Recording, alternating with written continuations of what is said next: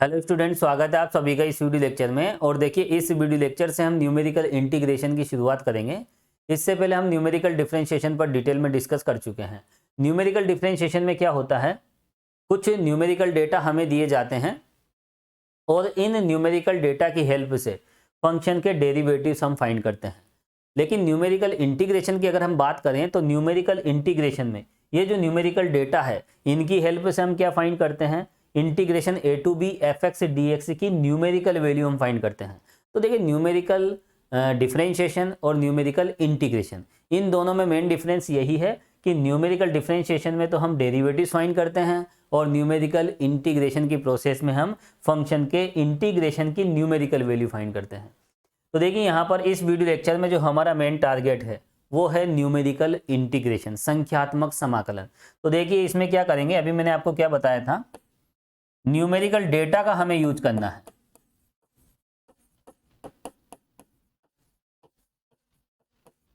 और numerical data की help से हमें integration a to b f x d x की न्यूमेरिकल वैल्यू फाइंड करना होता है।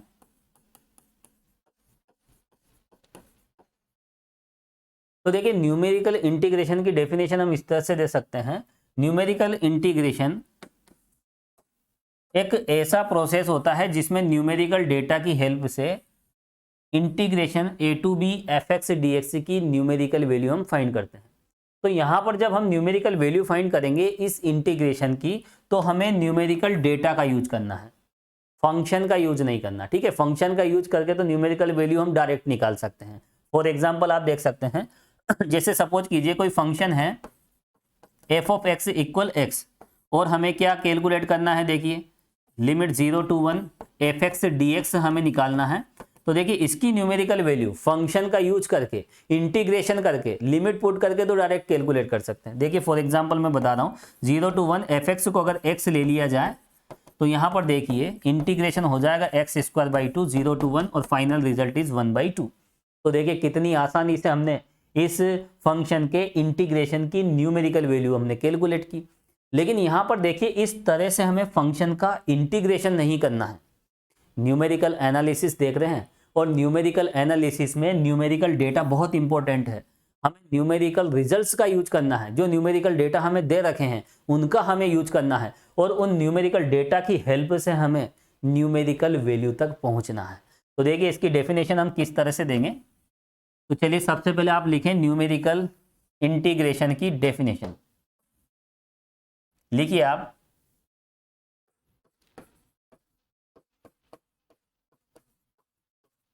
The process of finding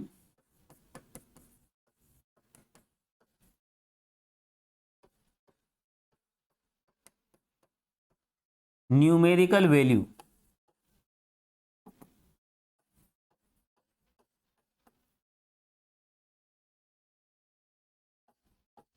of integration a to b fx dx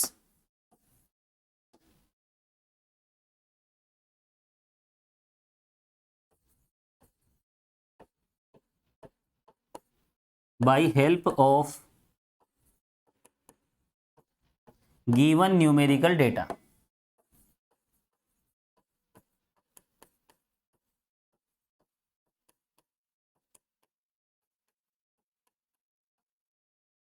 is called numerical integration।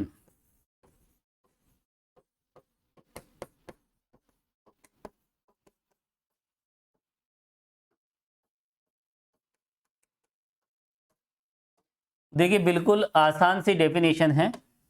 Numerical integration एक ऐसा process होता है जिसमें न्यूमेरिकल डेटा की हेल्प से हम फंक्शन का इंटीग्रेशन फाइंड करते हैं। तो देखिए, हिंदी में इसकी डेफिनेशन किस तरह से देंगे,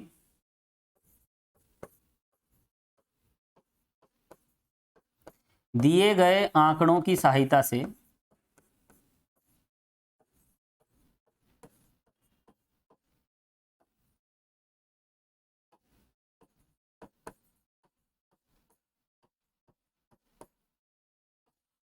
integration a to b f x d x का संख्यात्मक मान ज्ञात करने की प्रक्रिया।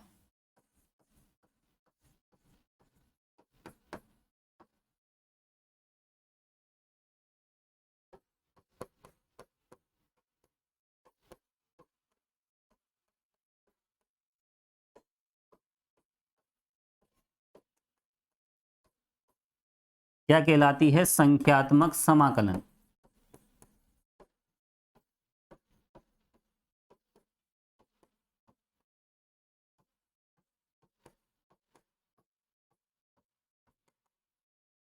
तो देखिए न्यूमेरिकल इंटीग्रेशन एक प्रोसेस है जिसमें न्यूमेरिकल डेटा की हेल्प से हम क्या फाइंड करते हैं? फंक्शन के इंटीग्रेशन की न्यूमेरिकल वैल्यू फाइंड करते हैं। अब देखिए इसकी वैल्यू हम किस तरह से फाइंड करें, इसके कौन कौन से मेथड है, क्या कॉन्सेप्ट है, तो देखिए इस पर हमें डिस्कस करना है। तो देखिए इसकी वैल्यू फाइंड करने के लिए सबसे पहले हम जनरल क्वाड्रेचर फॉर्मूला हम देखेंगे, सामान्य क्षेत्रकलन सूत्र। तो चलिए हम सबसे पहले बात करेंगे यहाँ पर किसकी? General quadrature formula for equi distance ordinates. देखिए इक्वी डिस्टेंट ऑर्डिनेट्स का मतलब क्या होता है? देखिए ऑर्डिनेट होता क्या है? अगर हम ऑर्डिनेट की बात करें तो देखिए ऑर्डिनेट का मतलब होता है y।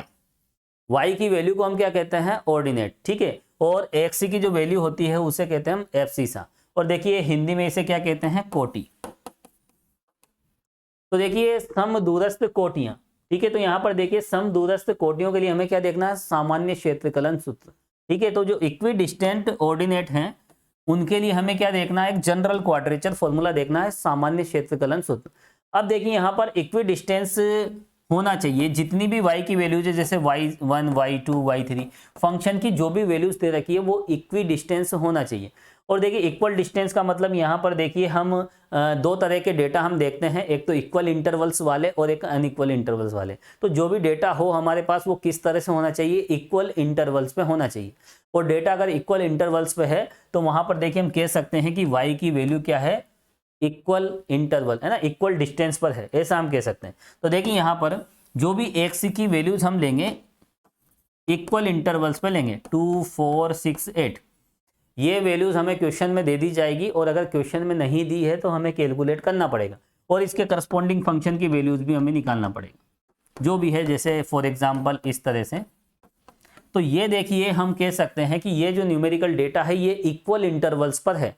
और इस तरह के जब डेटा हमारे पास होते हैं तो ऐसी कंडीशन में जनरल क्वाड्रेचर फॉर्मूला हम किस तरह से फाइंड करें ये हमें सीखना है, ठीक है, इस वीडियो लेक्चर में। तो देखिए यहाँ पर इक्वी डिस्टेंट ऑर्डिनेट का मतलब यही होता है कि डेटा हमें इस तरह से दिए जाएं। तो चलिए यहाँ पर हम जनरल क्वाड्रेचर फॉर्मूला सबसे पहले डिराइव करेंगे।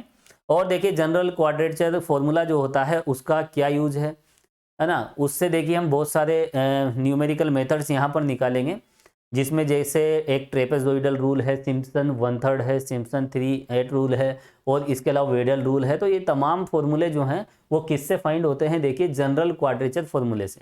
तो सबसे पहले देखिए हम जनरल क्वाड्रेचर फॉर्मूला हम निकालेंगे और उससे देखिए बहुत सारे रूल्स हम फाइंड करेंगे।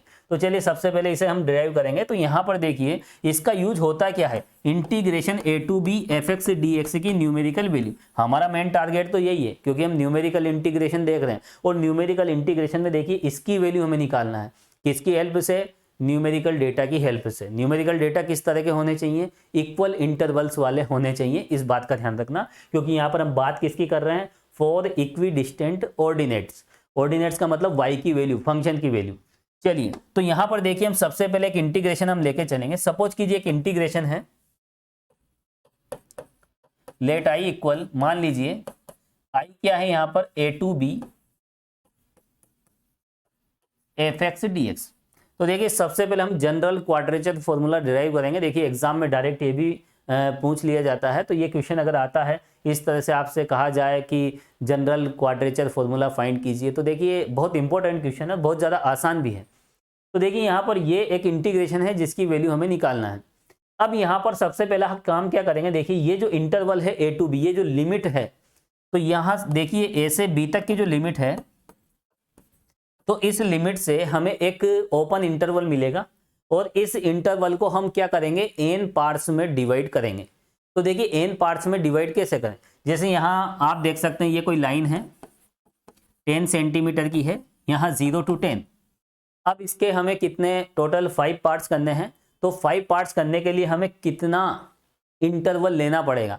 अगर वो इंटरवल कैलकुलेट करना हो तो देखिए बिल्कुल सिंपल सा प्रोसेस है। यहाँ पर देखिए last value minus starting value कितनी है? 0, और डिवाइड अपॉन 5, क्योंकि हम 5 पार्ट्स करना चाह रहे हैं। तो देखिए यहाँ पर आपको इंटरवल मिल जाएगा, तो ये हो जाएगा देखिए 2। तो देखिए 2 यहाँ दो दो के इंटरवल आप बना लीजिए, ये लीजिए। तो इस तरह से जब हमें 5 पार्ट्स करने होते हैं तो देखिए इंटरवल की जो विड्थ होती है, चौड़ाई, उसे फाइंड करने के लिए हम क्या करते हैं, last value minus first value divide upon जितने भी इंटरवल्स आप करना चाहते हो, है ना, जितने भी पार्ट्स इसके करना चाहते हो। तो 5 से हम डिवाइड करेंगे तो देखिए यहाँ पर दो दो के इंटरवल्स हमें लेने पड़ेंगे। तो बिल्कुल सिंपल सी मैथमेटिक्स है। हमें यहाँ सबसे पहले क्या करना है, देखिए ये जो लिमिट है, तो ए से बी तक हमें कितने पार्ट्स करने हैं, यहाँ पर टोटल n पार्ट्स हमें करने हैं। और n पार्ट्स करने के लिए हमें h कितना लेना पड़ेगा, h की डेफिनेशन तो आप जानते हो, है ना, x की वैल्यूज के बीच में इंटरवल। तो देखिए h क्या हो जाएगा, लास्ट वैल्यू माइनस देखिए फर्स्ट वैल्यू अपॉन कितने पार्ट्स कर रहे हैं हम, n। तो देखिए यहाँ पर हम इसका यूज करते हैं, ठीक है। तो यहाँ पर चलिए हम सबसे पहले इसी का यूज करेंगे। लिखें आप,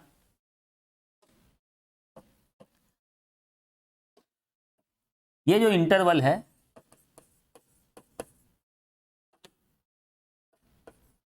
अंतराल ए बी, ये इंटीग्रेशन के लिमिट से आपको लेना है। और इस अंतराल ए बी को कितने भागों में हम विभाजित करेंगे,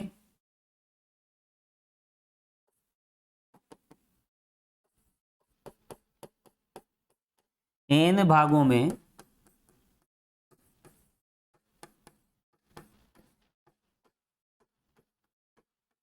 विभाजित करने के लिए।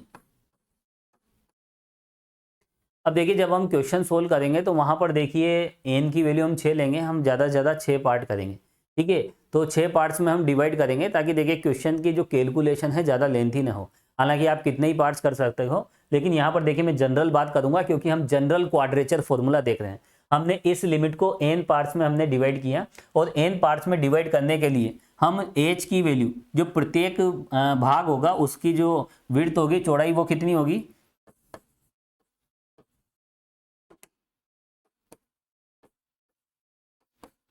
प्रत्येक भाग की चौड़ाई,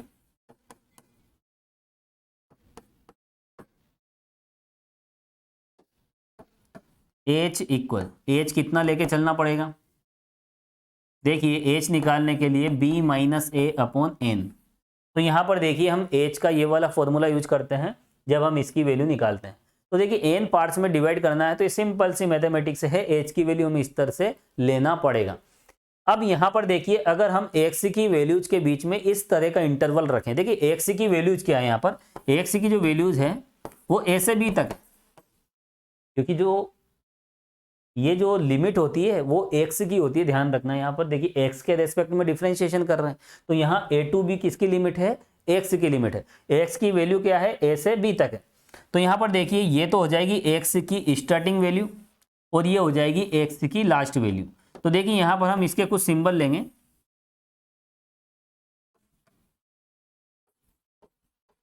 इन दिस कंडीशन जब हम इंटरवल ए बी को n पार्ट्स में डिवाइड कर देते हैं तो h की वैल्यू ये लेना पड़ेगा। ऐसी कंडीशन में देखिए जो x की स्टार्टिंग वैल्यू होगी x0, तो वो क्या हो जाएगी, देखिए x0 क्या हो जाएगी, a।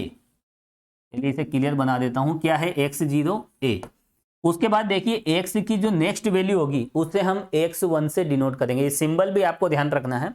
x की जो सेकेंड वैल्यू है वो क्या है, x1। अब देखिए सेकेंड वैल्यू क्या हो जाएगी, a प्लस h। ये कॉमन सी बात है क्योंकि यहाँ पर देखिए हमने x की जितनी भी वैल्यूज थी, x की जो भी रेंज थी, उनको हमने n पार्ट्स में डिवाइड कर दिया। और x की रेंज कहाँ से कहाँ तक है, देखिए a से b तक, ठीक है। तो a से b तक देखिए x की वैल्यूज है और इन वैल्यूज को हम देखिए इक्वल डिस्टेंस पर अगर हम रखें तो x की सेकेंड वैल्यू ये आएगी और देखिए x की जो थर्ड वैल्यू है वो कितनी हो जाएगी, a प्लस 2h। और देखिए x की जो लास्ट वैल्यू होगी वो कितनी होगी, xn। और xn क्या हो जाएगी यहाँ पर, और वैसे भी देखिए यहाँ पर हम लास्ट वैल्यू लेंगे a प्लस एन एच, और लास्ट वैल्यू क्या हो जाएगी, देखिए a प्लस एन एच, और ये क्या हो जाएगी, देखिए b, ठीक है। क्योंकि यहाँ पर देखिए x की फर्स्ट वैल्यू, ये सेकेंड, ये थर्ड, इस तरह से ये, सॉरी एक मिनट, यहाँ सेकेंड आएगा x1, ये हो जाएगी देखिए x2, ठीक है। तो देखिए x0 में क्या है, x1, ये हो जाएगा x प्लस 2h। तो यहाँ xn भी हम कह सकते हैं, ये जो लास्ट वैल्यू होगी उसको हम क्या कह सकते हैं, xn। उसको हम किससे डिनोट करेंगे, देखिए एक्स एन से। और लास्ट वैल्यू देखिए कहाँ क्या मिलेगी हमें, बी के इक्वल मिलेगी। तो देखिए फर्स्ट वैल्यू ए हो जाएगी, लास्ट वैल्यू क्या हो जाएगी बी। और ये जब हम एच को फिक्स करेंगे बी माइनस ए अपॉन एस एन से, तो जब एन पार्ट्स में देखिए डिवाइडेशन होगा इस रेंज का, यहाँ देख सकते हैं आप, ये ए है और ये बी है, लास्ट में क्या है बी। और जब हम इसके एन पार्ट्स करेंगे, ये एक्स की वैल्यूज है, तो यहाँ पर देखिए फर्स्ट वैल्यू तो ए हो जाएगी, लास्ट वैल्यू क्या हो जाएगी बी, ठीक है, जो ए प्लस एन एच के इक्वल होगी। तो ये सब बातें देखिए पहले भी मैं बता चुका हूँ।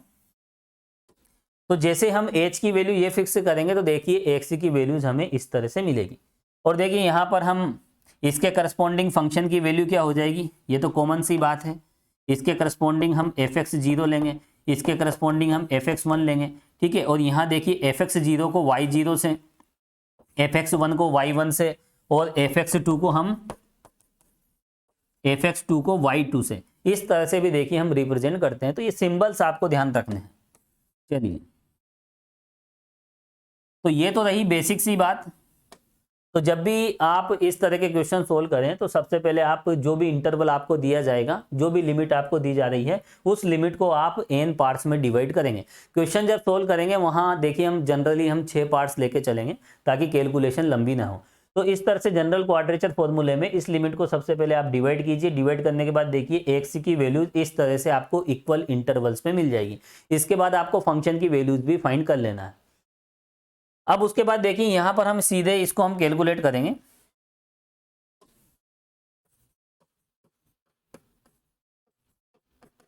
और यहां पर चाहे तो आप लिख सकते हैं इंप्लाइज करके,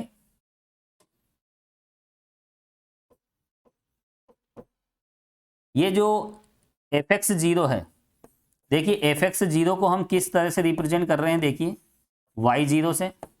और देखिए जो एफ एक्स वन है इस पर फंक्शन की वैल्यू क्या हो जाएगी y1। इस तरह से हम यहाँ पर सिंबल लेके चलेंगे।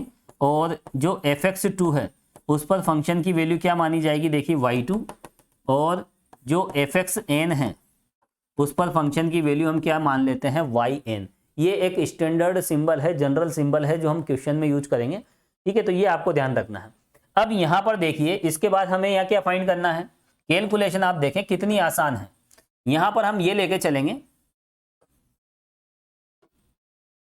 Integration a to b f x d x, इसको हमें कैलकुलेट करना है। प्रोसेस आप समझे, बिल्कुल आसान प्रोसेस है। जनरल क्वाड्रेचर फॉर्मूला कोई नया फॉर्मूला नहीं है, ये सब आपने देख रखा है। और इसकी कैलकुलेशन बिल्कुल आसान है। देखिए 12th क्लास में हमने इस तरह से एक इंटीग्रेशन निकाला था, है ना। और कहते हैं ना फर्स्ट प्रिंसिपल जो होता है ना, integration as a sum of limit, है ना, लिमिट का हम सम करते हैं। और इस तरह से देखिए आपने एक फॉर्मूला देखा होगा 12th क्लास में, एफ एक्स डी एक्स। इस तरह से देखिए ये कोई फंक्शन है y इक्वल एफ एक्स।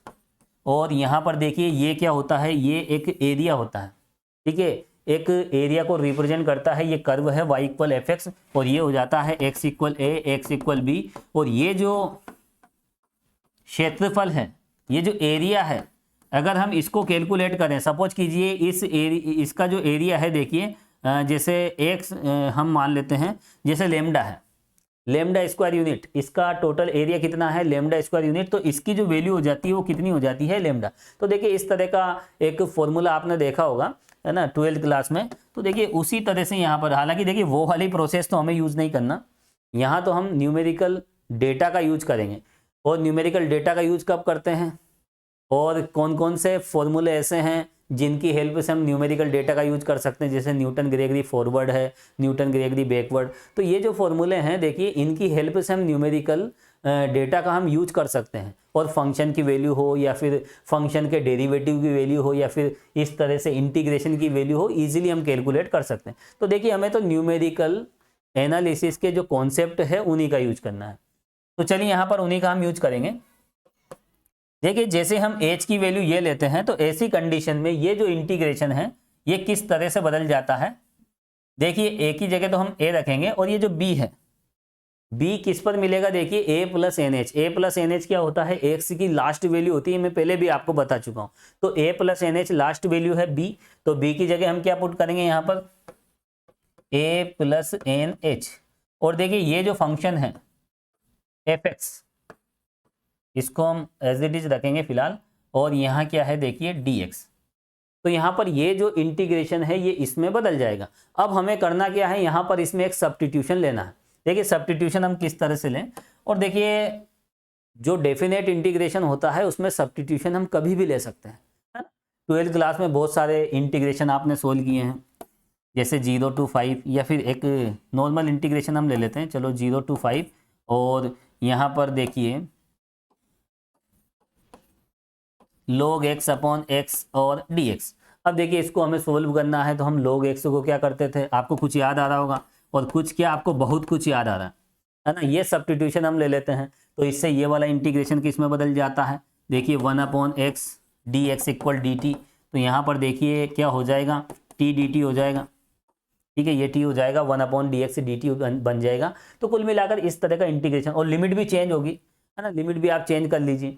और लिमिट चेंज ना करो तो पहले इंटीग्रेशन कर दीजिए, बाद में उसको एक्स में कन्वर्ट कर लीजिए, फिर आप यही लिमिट रख दीजिए। तो देखिए इनडेफिनेट इंटीग्रेशन की वैल्यू हम किस तरह से कैलकुलेट करते हैं, ये तो देखिए काफ़ी पुरानी बात हो चुकी है। तो देखिए इस तरह से हम सब्स्टिट्यूशन ले सकते हैं। तो यहाँ भी एक सब्स्टिट्यूशन लेंगे, सब्स्टिट्यूशन लेने से देखिए ये किस में बदलेगा। देखिए यहाँ पर सब्स्टिट्यूशन क्या ले, पहले मैं बता देता हूँ। हम यहाँ पर u equal x minus x zero upon H, ये सब्स्टिट्यूशन हम लेंगे, और इससे हमें क्या मिलेगा, देखिए H D you equal D x. D x की वैल्यू क्या मिलेगी, एच डी यू। और देखिए लिमिट्स किस तरह से चेंज होगी,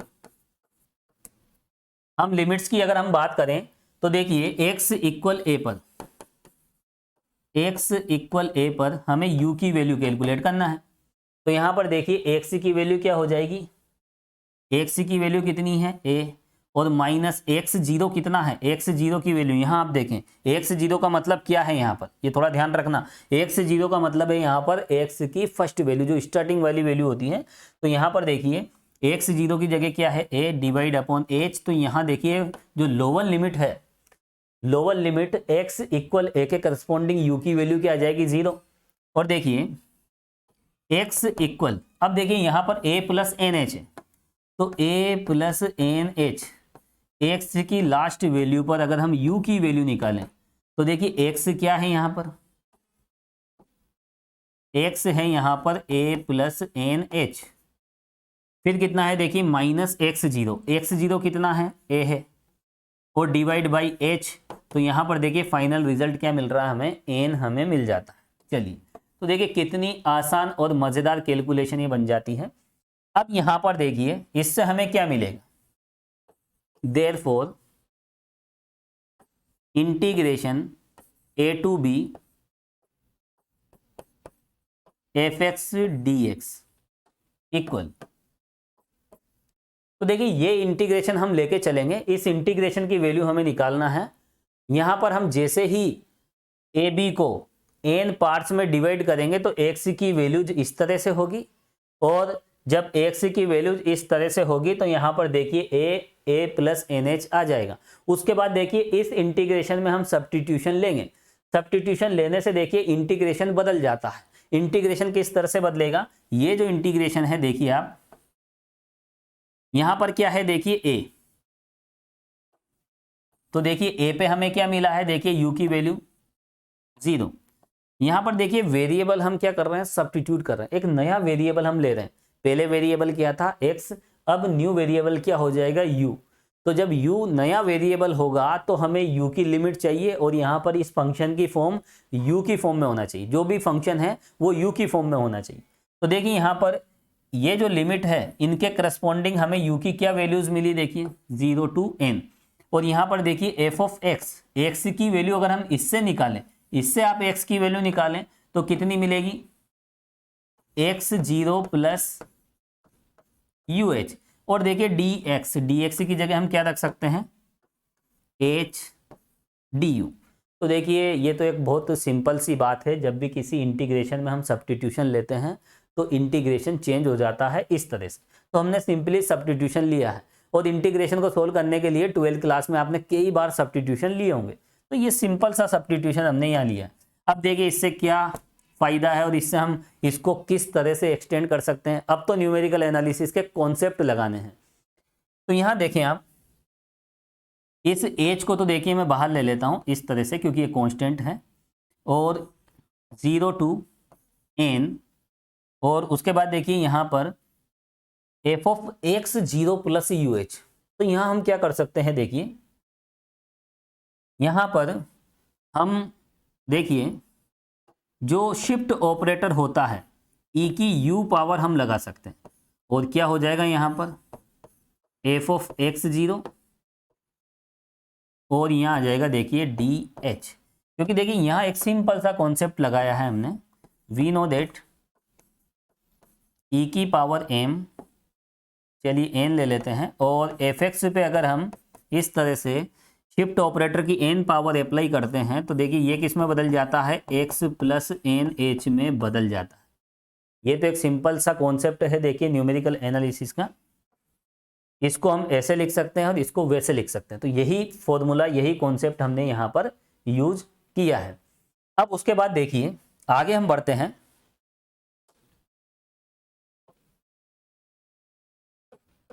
इम्प्लाइज दैट, यहाँ आप देखें ये जो h है इसको देखिए e क्या होता है 1 plus delta 0 to n, 1 plus delta की पावर कितनी है देखिए n है ना, u है, सॉरी पावर कितनी है u। तो यहाँ क्या लिखेंगे हम u, और साथ में क्या है fx 0 और du।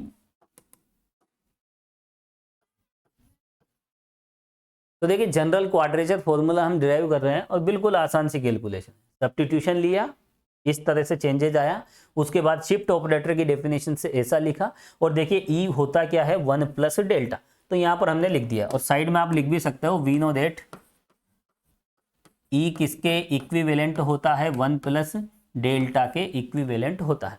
चलिए, हालांकि यहाँ पर 1 नहीं होता, यहाँ पर आइडेंटिटी ऑपरेटर होता है, लेकिन जब हम साथ में कोई फंक्शन लेते हैं तो आइडेंटिटी ऑपरेटर को 1 लिख सकते हैं, ठीक है। तो ये बात मैंने आपको बताई थी, और ये भी लिख दोगे, कॉमन सी बात है।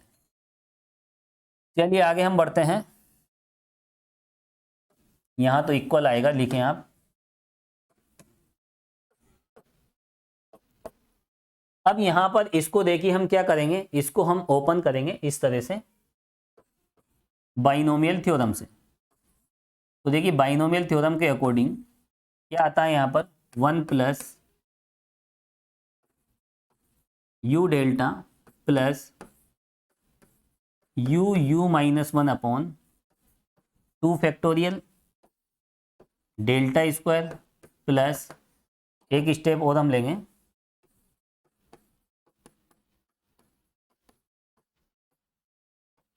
3 फैक्टोरियल डेल्टा क्यूब प्लस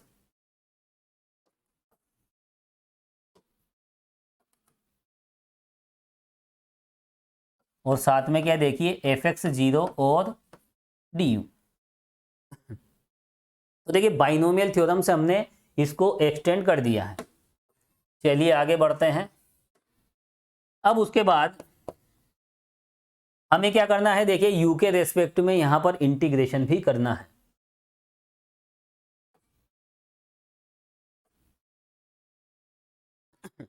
अब देखिए यहां पर u के रेस्पेक्ट में हम इंटीग्रेशन कर रहे हैं, तो देखिए जो fx 0 है वो तो यहाँ कांस्टेंट हो जाएगा, ठीक है। हमें इंटीग्रेशन केवल u वाली टर्म्स का करना है।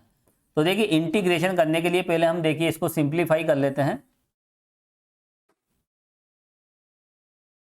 और देखिए सिंप्लीफाई हम किस तरह से करेंगे, 1 प्लस u डेल्टा, और यहाँ पर देखिए 1 अपॉन 2 फैक्टोरियल हमने साइड में किया, और इसको क्या लिखेंगे देखिए u square minus u delta square, और ये हो जाएगा देखिए 1 अपॉन 3 फैक्टोरियल, और यहाँ अगर हम कैलकुलेट करें तो देखिए u स्क्वायर, इनको मल्टीप्लाई कीजिए, u square minus 3u plus 2, इस तरह का रिजल्ट हमें मिलेगा। जब हम u-1 u-2 को मल्टीप्लाई करेंगे। इसको भी फाइनली देखिए u से हम मल्टीप्लाई कर लेते हैं, तो देखिए रिजल्ट क्या मिलेगा, u³ minus 3u² plus 2u, और साथ में क्या है देखिए डेल्टा क्यूब,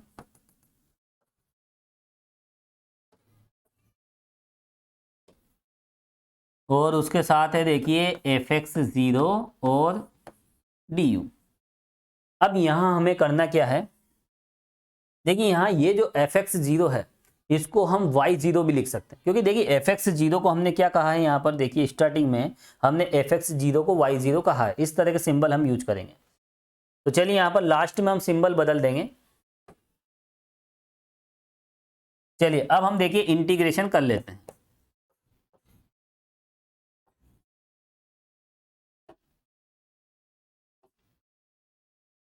देखिए इसका इंटीग्रेशन कितना हो जाएगा u, और ये हो जाएगा देखिए u²/2, साथ में क्या है डेल्टा। और देखिए यहाँ पर देखिए fx0 को हम इंटीग्रेशन से आउट नहीं करेंगे, इस बात का ध्यान रखना। fx0 कांस्टेंट है लेकिन यही रखना है, क्योंकि देखिए fx0 पर ये ऑपरेटर काम कर रहे हैं, डेल्टा डेल्टा स्क्वायर ये सब किस पे काम करेंगे, देखिए fx0 पे। तो यहाँ पर देखिए इस फंक्शन को आपको यहीं अंदर ही रखना है, ठीक है। हालांकि ये कांस्टेंट है, हमें तो इंटीग्रेशन केवल u वाली टर्म्स का करना है, प्लस 1/2 फैक्टोरियल, इसका हो जाएगा देखिए u³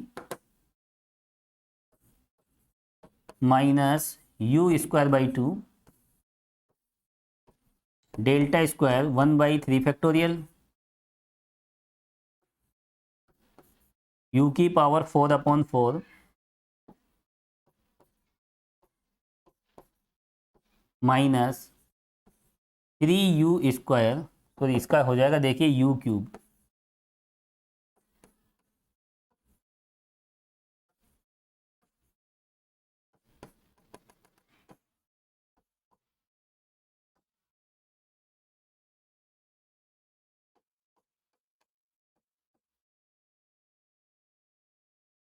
और देखिए इसकी जो लिमिट होगी, लिमिट क्या होगी, यहाँ पर लिमिट हम रखेंगे यहाँ पर 0 to n, ठीक है। इंटीग्रेशन हमने कर दिया है, और इंटीग्रेशन करने के बाद हमें लिमिट भी यहाँ पर पुट करना होगा। अब देखिए 0 to n अगर लिमिट हम पुट करें तो देखिए हमें रिजल्ट क्या मिलेगा।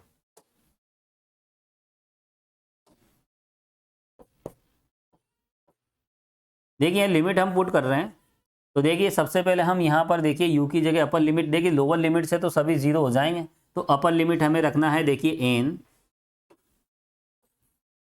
प्लस n² डेल्टा 1/2 फैक्टोरियल, और ये हो जाएगा देखिए n³ minus n² delta square plus 1/3 factorial n⁴ 4/4 minus n³ plus n², और साथ में क्या है देखिए डेल्टा क्यूब, और देखिए यहाँ है fx0, और देखिए यहाँ तो इंटीग्रेशन हमने कर दिया, तो देखिए इस du को तो हटा देते हैं, ये लीजिए, क्योंकि हमने इंटीग्रेशन कर दिया, अब इसका कोई रोल नहीं है। चलिए तो यहाँ से आप हटा दें। अब देखिए इंटीग्रेशन किया, इंटीग्रेशन करने के बाद हमने लिमिट पुट की, तो इस तरह से हमें फॉर्मूला मिला है, और यही है देखिए जनरल क्वाड्रेचर फॉर्मूला। इसी को हम सामान्य क्षेत्रकलन सूत्र कहते हैं। चलिए इसको हम और सिंप्लीफाई करेंगे थोड़ा सा। चलिए नेक्स्ट पेज पे हम ले लेते हैं, लिखें आप इम्प्लाइज दैट, लेफ्ट साइड में क्या था यहाँ पर, देखिए लेफ्ट साइड में ये था a⁴b f(x)dx। देखिए इसकी वैल्यू हमें किस तरह से मिली है, यहाँ इसकी वैल्यू हमें इस तरह से मिली। अब देखिए यहाँ पर सिंबल हम कौन से यूज करेंगे, ये जो fx है, देखिए यहाँ fx0 को हम y0 भी लिख सकते हैं। क्या लिख सकते हैं, y0। तो चलिए आगे हम बढ़ते हैं। देखिए यहाँ एज के साथ क्या है n,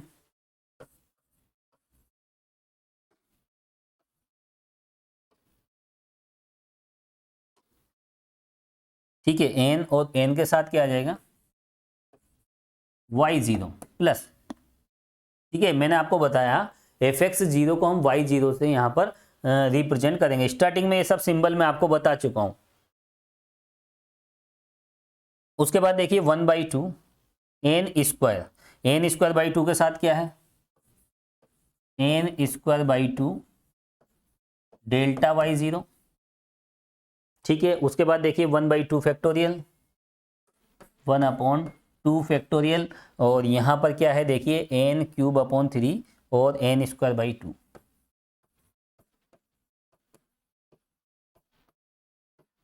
और यहाँ पर देखिए इसके साथ क्या है देखिए डेल्टा स्क्वायर, और फंक्शन को अंदर लेंगे तो क्या हो जाएगा देखिए डेल्टा स्क्वायर y0।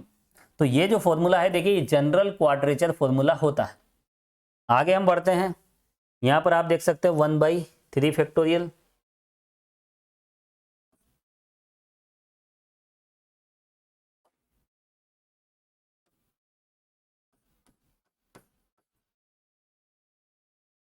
चलिए थोड़ा सा स्पेस का इश्यू है, यहाँ ले लेते हैं हम, एक ही बात है।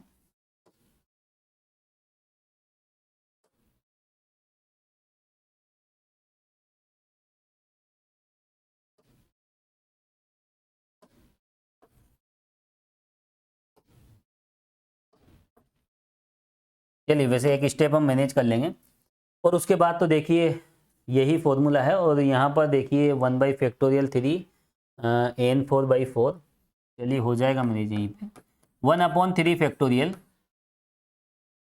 और क्या था यहाँ पर देखिए n4/4 माइनस n³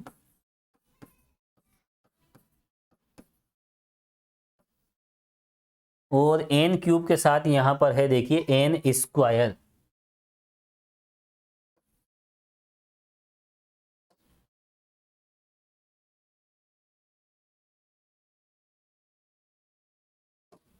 और इसके साथ है देखिए डेल्टा³ y0। इस तरह से देखिए और भी टर्म्स यहाँ पर मिलेगी, ठीक है। ये सीरीज देखिए आगे बढ़ती रहेगी, और यहाँ पर इस तरह से ये सीरीज आगे चलती रहेगी। और देखिए इसमें कितनी टर्म्स होगी वो भी मैं आपको बता देता हूँ। यहाँ पर देखिए जैसे जैसे हम आगे बढ़ेंगे तो यहाँ पर देखिए कितना है देखिए e की पावर कितना है u। तो यहाँ पर देखिए इसमें अगर इसका बाइनोमियल एक्सटेंशन अगर हम करें, है ना, बाइनोमियल थ्योरम से अगर इसको एक्सटेंड करें तो देखिए इसमें u+1 टर्म्स होती है, ठीक है। ये आपको पता होना चाहिए, कितनी होना चाहिए u+1, क्योंकि देखिए बाइनोमियल थ्योरम में देखिए जैसे a+b पे अगर 2 पावर आ जाती है तो इसमें कितनी टर्म्स आती हैं, इसमें टोटल 3 टर्म्स आती है, ठीक है, 1 2 3। तो जितनी पावर होती है उसमें एक प्लस कर दीजिए तो उतनी टर्म्स आपको मिल जाती हैं। तो यहाँ पर देखिए ये जो एक्सटेंशन है देखिए, ये जब हमने बाइनोमियल थ्योरम अप्लाई की तो यहाँ पर कितनी टर्म्स है देखिए, ये अगर सीरीज अगर देखें तो इसमें टोटल u+1 टर्म्स हैं, और यहाँ पर देखिए u के स्थान पे क्या आ गया, यहाँ पर n आ गया है, तो हम कह सकते हैं कि इसमें n+1 टर्म्स हैं, ठीक है। ये कॉमन सी बात है। तो देखिए ये कहलाता है जनरल क्वाड्रेचर फॉर्मूला। क्या है ये, जनरल क्वाड्रेचर फॉर्मूला। तो इसी को हम देखिए क्लोज कर देंगे इस बॉक्स में।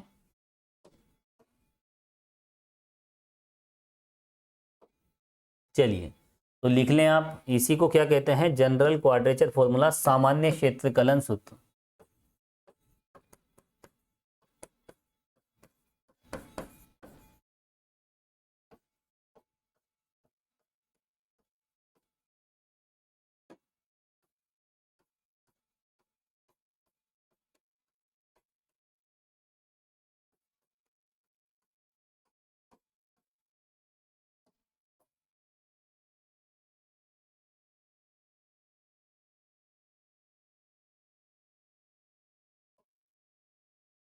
तो चलिए ये आप नोट कर लें, क्या है ये, जनरल क्वाड्रेचर फॉर्मूला, सामान्य क्षेत्रकलन सूत्र हम इसे कहते हैं। तो देखिए एग्जाम में अगर आपके क्वेश्चन आ जाए कि जनरल क्वाड्रेचर फॉर्मूला डिराइव कीजिए, उसे फाइंड कीजिए, तो इस तरह से आपको फाइंड करके दिखाना है। अब यहाँ पर देखिए इसी से बहुत सारे स्पेशल रिजल्ट्स निकलते हैं, बहुत से स्पेशल रूल्स हम देखेंगे जो जनरल क्वाड्रेचर फॉर्मूले से ही फाइंड होते हैं, और उनका यूज हमें करना है सीधे सीधे क्वेश्चन में। तो देखिए क्वेश्चन में हमें न्यूमेरिकल वैल्यू निकालनी पड़ेगी किसी इंटीग्रेशन की, तो हमें बहुत सारे रूल्स यहाँ पर देखने हैं जिनका यूज हम उन क्वेश्चंस में कर सकते हैं और वो सब इनसे मिलेंगे। तो यहाँ पर देखिए कुछ इंपॉर्टेंट रिजल्ट्स आप लिखें।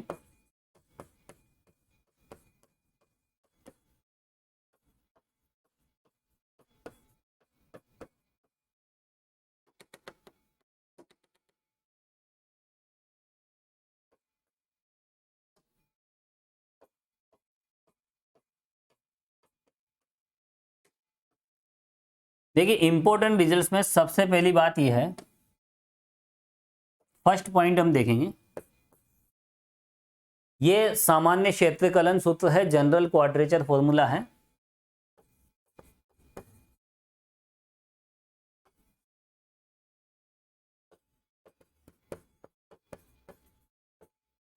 सामान्य क्षेत्रकलन सूत्र,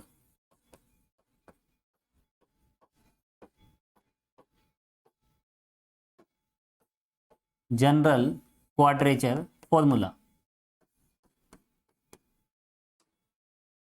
सबसे पहले हम क्या रखेंगे, देखिए n इक्वल 1, कुछ इंपॉर्टेंट रिजल्ट्स है जो आपको ध्यान रखना है।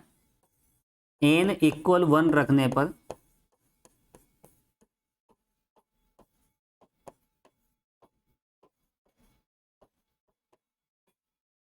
प्राप्त सूत्र क्या कहलाता है,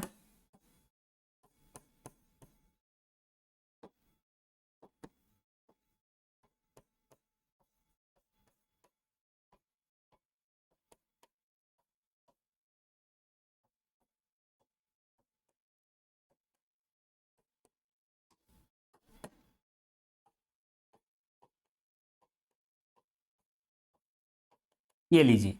तो जैसे हम इस जनरल क्वाड्रेचर फॉर्मूले में देखिए n इक्वल 1 पुट करेंगे और कुछ वैल्यूज को जो भी हाईएस्ट पावर होगी देखिए, है ना, n इक्वल 1 रखने के बाद डेल्टा 4 डेल्टा 5 यहाँ पर कुछ नेगलेक्ट करके चलेंगे, क्योंकि जैसे जैसे डिफरेंस आगे बढ़ते हैं वैल्यू छोटी होती जाती है, तो उससे हमें क्या मिल जाता है, ट्रेपेजोइडल रूल मिल जाता है। अब ट्रेपेजोइडल रूल का क्या यूज है, देखिए हम जब integration a to b fx dx की न्यूमेरिकल वैल्यू निकालेंगे तो इस तरह के रूल्स हमें यूज करना है।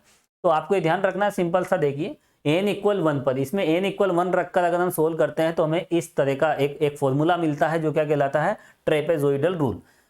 उसके बाद देखिए अगर हम इसमें n इक्वल 2 पुट करें, सेकेंड पॉइंट लिखें आप, अगर हम इसमें n इक्वल 2 पुट करें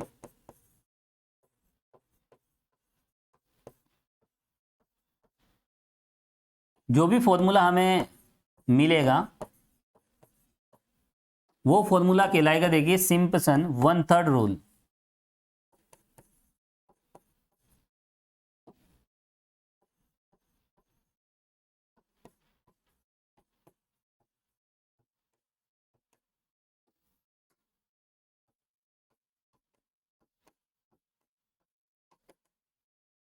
तो देखिए यहाँ पर 2 पुट करने पे क्या मिलेगा हमें, सिम्पसन 1/3 रूल। और देखिए इनको 1 बाई 1 हम नेक्स्ट वीडियो लेक्चर से समझेंगे। इस वीडियो लेक्चर में हमारा टारगेट था जनरल क्वाड्रेचर फॉर्मूला, और इससे जो भी रिजल्ट्स मिलेंगे उन पर हम डिस्कस कर रहे हैं। अब देखिए अब हम क्या रखेंगे, यहाँ हमने रखा था n इक्वल 2,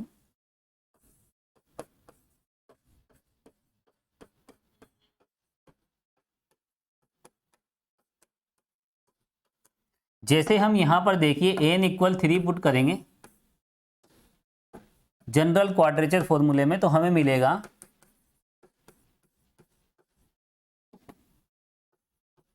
सिम्पसन 3/8 रूल।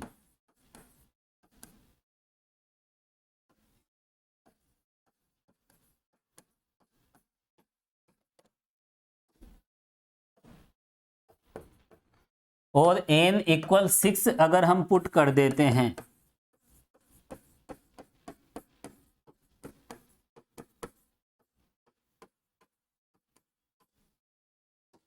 और जो भी फॉर्मूला हमें मिलेगा वो कहलाएगा, देखिए वेडल रूल।